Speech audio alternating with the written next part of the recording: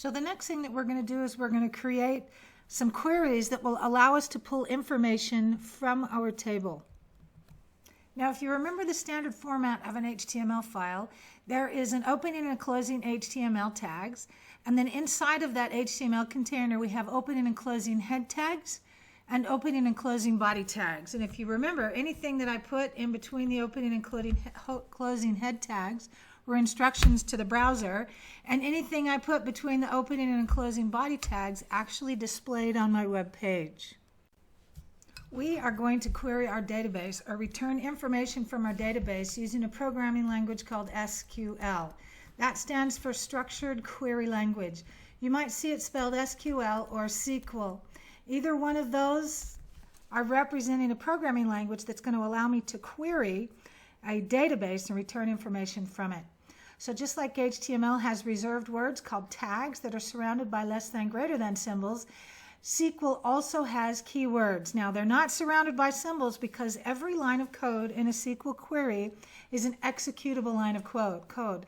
That's the reason why SQL is the only programming language that I know of that does not allow comments. Every line of code is an executable line of code. There are 4 keywords that we're going to concern ourselves with today. The first one is select.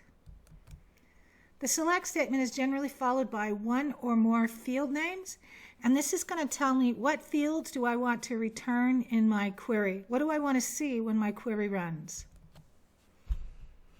The second keyword that we're going to learn about is the keyword from. And from is going to be followed by the name or the names of tables.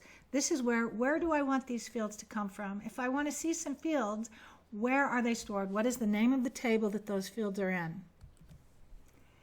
Now, these 2 fields are required, and they have to be in this order. The select statement is always first, and the from statement always follows. These 2 are required for every SQL query. The other 2 that we're going to be talking about are optional. They can be used or they don't have to be used. So the next one that we're going to talk about is the where. Where is where I can add conditions on the data that I want to pull back. So under what conditions do I want to return the data? And the last keyword is order by. And order by is just what it sounds. This is how the data is going to be sorted. So there are a lot more keywords in the SQL programming language. We're going to focus our attention on these 4. Select, from, where, and order by. So let's go back to our table and see if we can create some queries.